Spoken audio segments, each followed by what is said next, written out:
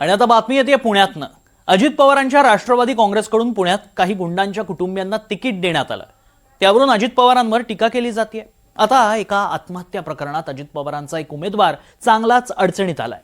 आत्महत्या केलेल्या व्यक्तीने लिहिलेल्या सुसाइड नोटमध्ये थेट त्या उमेदवाराचंच नाव लिहिण्यात आलंय। हा उमेदवार नेमका कोण आहे आणि या प्रकरणात नेमकं काय घडलंय जाणून घेऊया।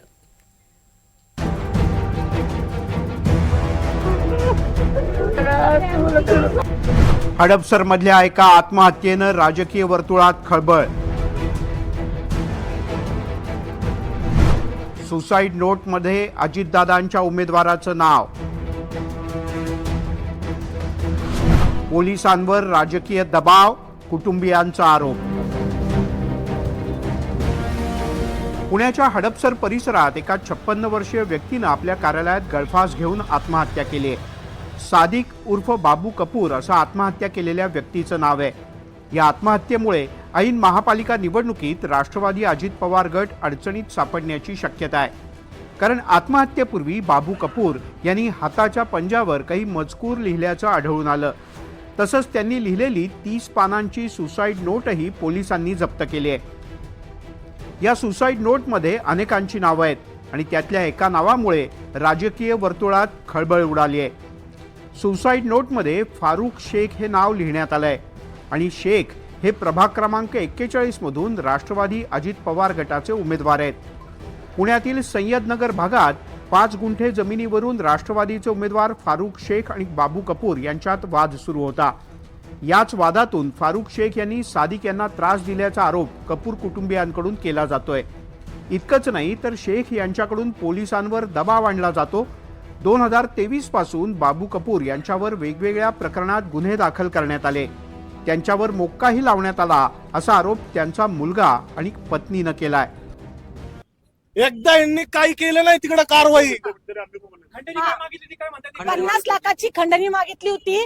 जर तुम्ही ही दिली तर मी ती जागा सोडून देईल असं सांगितलं होतं त्यांनी, पण आमच्याकडे काही नव्हतं। आता आम्ही कर्जबाजारी झालो होतो। कोणत्या प्रकारचा खोटा गुन्हा दाखल झाला होता? कुठल्या टिपू बरोबर ह्यांनी गँगस्टर टिपू बरोबर ह्यांनी कुठल्या तरी जागा चेक केली, पण माझ्या नवऱ्याचा टिपू बरोबर काहीही संबंध ज्या नव्हता। बाईने कंप्लेंट केली आहे त्याच्यावर मोका लावलाय, त्याच्यावर आम्हाला जामीन भेटत नाही।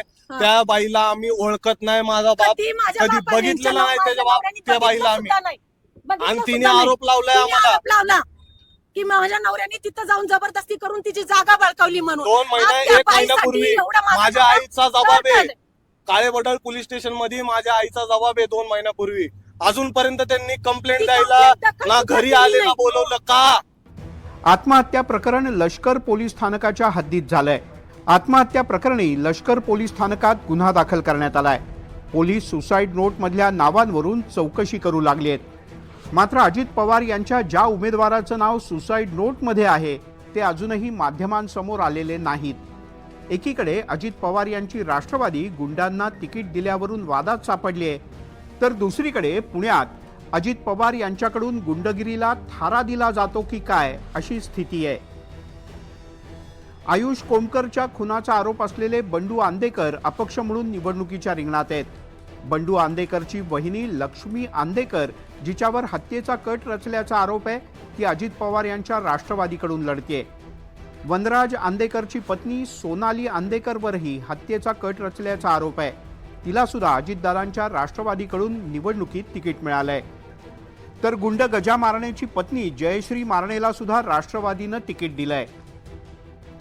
याच मुद्द्यावरून अजित पवार यांना विचारलं असता 2च दिवसांपूर्वी त्यांनी काय उत्तर दिलं होतं तुम्हीच ऐका।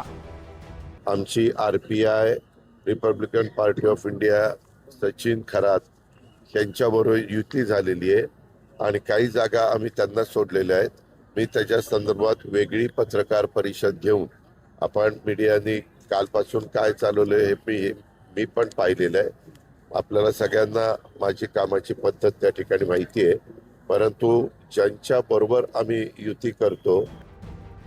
गुंडांना दिलेल्या तिकिटावरून अजित पवार यांनी सचिन खरात यांच्याकडे बोट दाखवून हात झटकण्याचा प्रयत्न केला।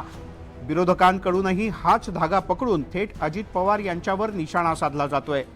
आता आत्महत्या प्रकरणात एका उमेदवाराचंच नाव आल्यानं ऐन निवडणुकीच्या रणधुमाळीत अजित पवार गट अडचणीत सापडण्याची शक्यता आहे.